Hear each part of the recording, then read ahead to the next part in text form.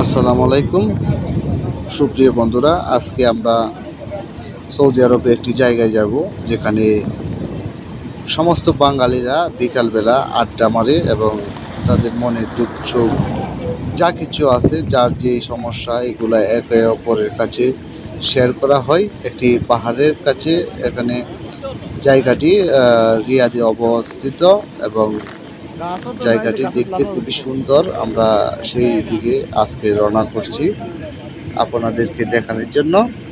চারিপাশে শুধু পাহাড় আর পাহাড় আর মরুভূমি। এরই মধ্যে মধ্যে আমাদের প্রিয় বাংলাদেশি ভাইদেরকে দেখতে পাই। আমরা সেই বাংলাদেশি ভাইদের উদ্দেশ্যে রওনা করলাম। আপনারা যারা যারা আমার এই চ্যানেলটিকে সাবস্ক্রাইব করেছেন, আপনাদেরকে অসংখ্য ধন্যবাদ। এবং যারা আমার এই চ্যানেলটিকে সাবস্ক্রাইব করেননি, আপনাদের কাছে বিনীত অনুরোধ চ্যানেলটিকে সাবস্ক্রাইব করে আমাদের সাথে থাকার এবং আমাদেরকে আরেকটু এগিয়ে নেওয়ার জন্য আপনারা দয়া করে চ্যানেলটিকে সাবস্ক্রাইব করে আমাদের সাথে থাকবেন। আমরা পাহাড়ের মরুভূমির বুকে হাঁটতে চলছি এবং এখানে কিছু সংখ্যক উট দেখতে পেলাম, খুবই সুন্দর, যেটা অকল্পনীয়। আমরা সেই জায়গায় উট পাবো।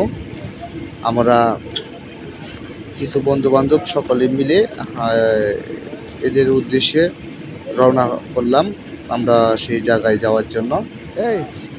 এই হচ্ছে উট।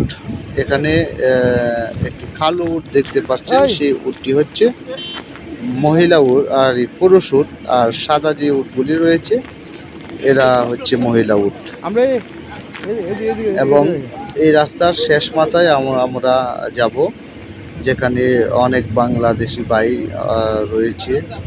তাদের সাথে আমরা কথাবার্তা বলবো এবং কার বাড়ি কোন জায়গায় সেটা তো বুঝতেই পারছেন। একজন বাংলাদেশি যখন আরেকজন বাংলাদেশিকে বিদেশের মাটিতে সাক্ষাৎ পাই, তখন হয়তো যারা বিদেশে আছেন তারা বুঝতে পারবেন যে একজন বাংলাদেশিকে কাছে পাওয়া বা দেশের মানুষকে কাছে পাওয়া কতটুকু আনন্দের মনের ব্যাপার। হয়তো যারা বিদেশ করেন নাই তারা নাও বুঝতে পারেন। তবে আমরা যারা প্রবাসী যারা রয়েছে, তারা একজন বাংলাদেশির কাছে কিংবা একজন বাংলাদেশির সাথে কথা বলতে অনেকটাই মনে আগ্রহ জাগায়। আমরা সেই জায়গার শেষ পর্যায়ে চলে আসছি। এই হচ্ছে সকল বাংলাদেশি। দেখুন যারা রাস্তায় হাঁটতেছে সকলেই বাংলাদেশি, এখানে অন্য দেশের কোনো মানুষ নেই।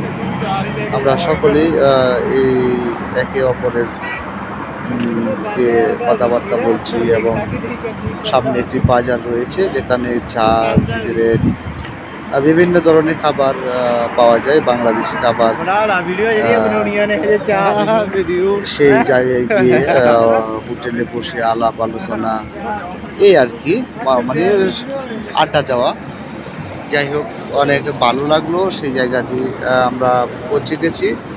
এখন আমাদের এখানে বাংলাদেশ টাইম হচ্ছে রাত 8:30, আর এখানের টাইম হচ্ছে